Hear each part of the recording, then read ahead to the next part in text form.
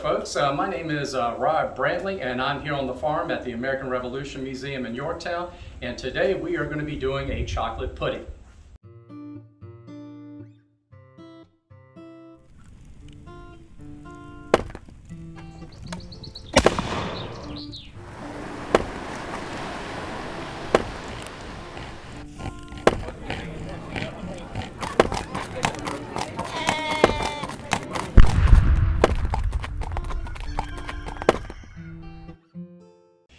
It's July 7th, which is World Chocolate Day, to commemorate the introduction of chocolate into Europe during the 1550s. And today we are going to examine a receipt to make a chocolate tart or pudding, which is coming from John Knott's The Cook's Confectionery Dictionary from 1723. And John Knott's recipe goes as follows. Mix a little milk with the yolks of 10 eggs with 2 spoonfuls of rice flour and a little salt. Then add a quart of cream and sugar to your palate. Make it boil, but take care it do not curdle. Then grate chocolate into a plate, dry it at the fire, and having taken off your cream, mix your chocolate with it, stirring it well and set it by to cool. Then sheet a tart pan, put in your mixture, bake it. When it comes out of the oven, glaze it with powdered sugar and a red hot shovel. The basic ingredients, which is a very simple receipt from the time, is going to be eggs and cream. We also have sugar as well. And because it's a chocolate tart recipe, we are going to be using, of course, chocolate. And the flavor profile for a lot of chocolate in this time, it will be things like cinnamon and cayenne, which we'll be using today. It's a very simple receipt to pull together. First you have your cream, which everything goes into the saucepan, by the way. So you got our cream. We have our eggs, or egg yolk, should I say. And of course, gotta have the sugar. And the chocolate.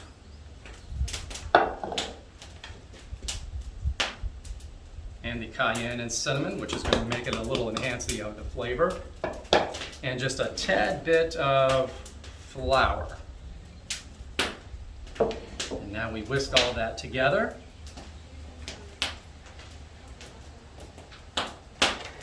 And once we get all this whisked together, folks, it'll go over a medium heat. Now, you don't want too high of a heat because you may end up scrambling or scorching the milk and scrambling the eggs. So you want to get to the point where a cooking term that I've always heard when I first started into cooking was to coat the back of a spoon. So got that stirred up, and now let's turn our burner on.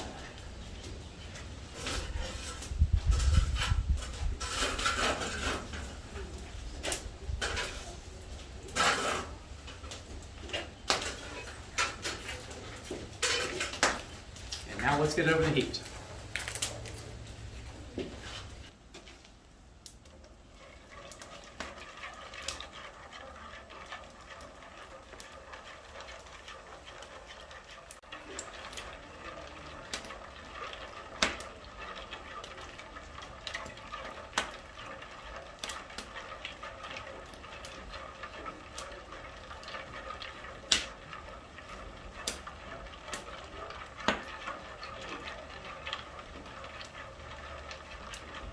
Right now I am keeping the custard going in one direction, and by having it over the medium heat, essentially what we want to do is begin to thicken the eggs and also melt the chocolate.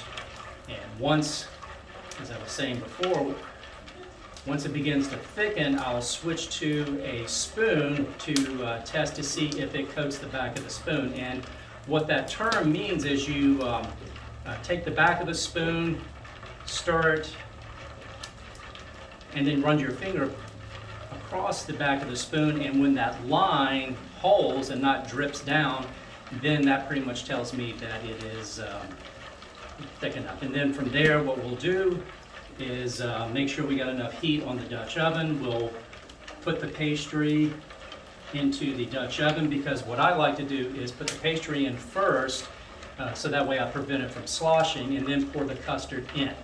Now at home, if you choose to, you can put down a sheet pan first and then slide it into your oven from there.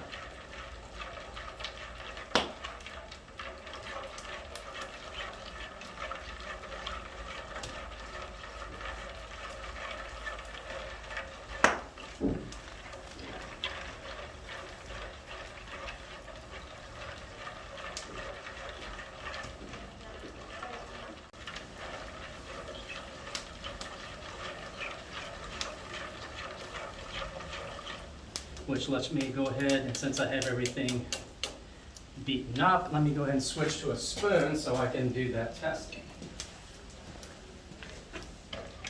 Oh yeah.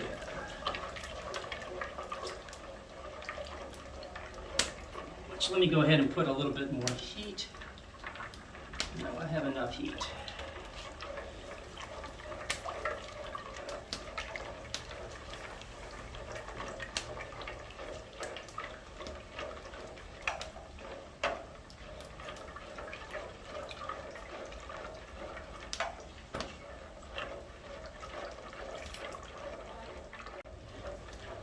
Okay. Let me test that. No, we are not even close yet. It's still running.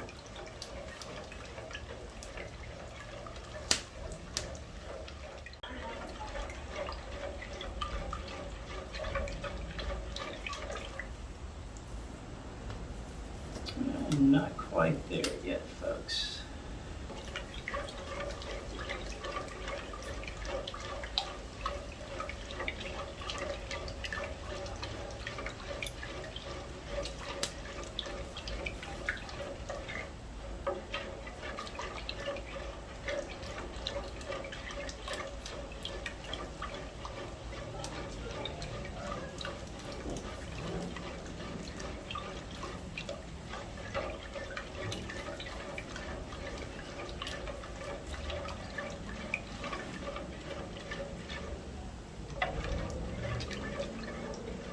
Let's check it one more time.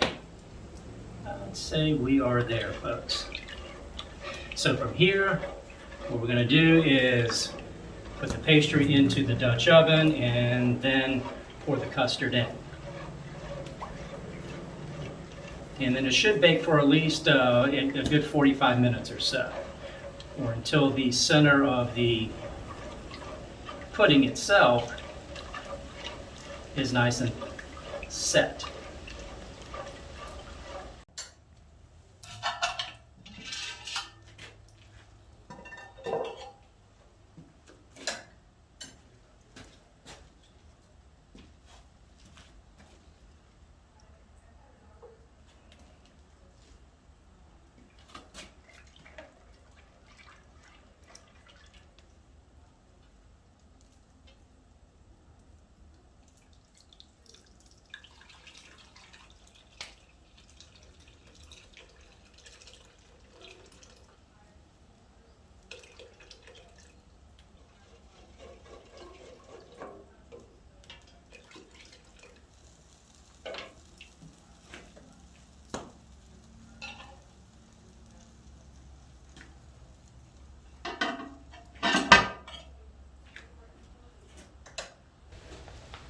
Okay, folks, now that we have our pudding into the Dutch oven, we're going to give it about 45 minutes or so, or until that center is nice and set up. Now, after it is done, it is going to have to cool at least overnight. Maybe you might want to put it in that metal coal box, as we like to call it around here, because that way it will set up even more firm, just like, let's say, a pumpkin or a sweet potato pie that we would today. It's been 45 minutes, so it's done, folks, so let's take a look.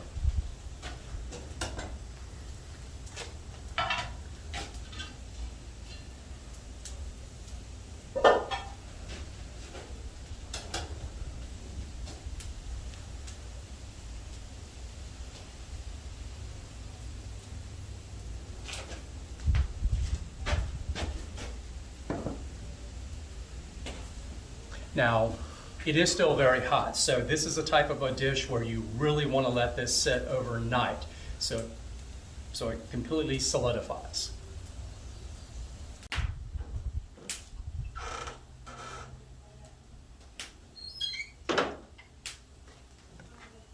Again, because this will take overnight to completely set up, I've already made one the day before, so let's taste test it. Ladies! So, All right.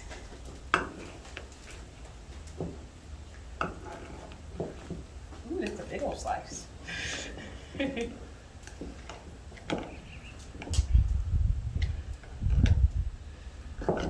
your bowl over here.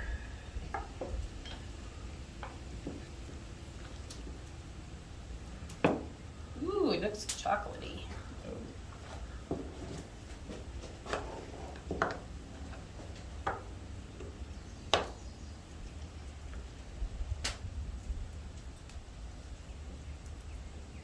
It's delicious.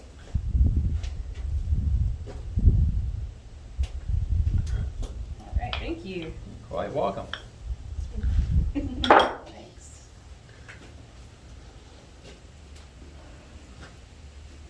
That's amazing. It's really good. Thank you. You're welcome. Fantastic. Mm. It tastes just a little bit of the, I guess it's is it cayenne? It's cayenne, The cayenne. Ooh. and cinnamon. Well, of course. And I'm assuming there's nutmeg. No, not just cinnamon and cayenne, because those are my two favorites. I'm shocked. Mhm. It's amazing. Still amazing. So good. Mm-hmm.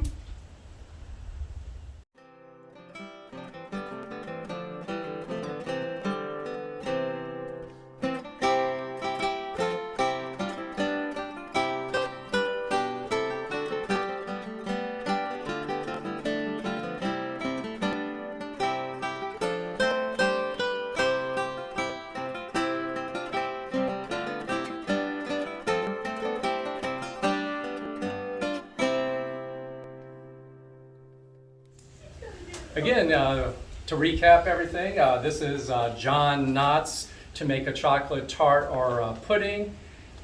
And if you like what you see here, please like, subscribe, or leave a comment below. Thank you. Bye.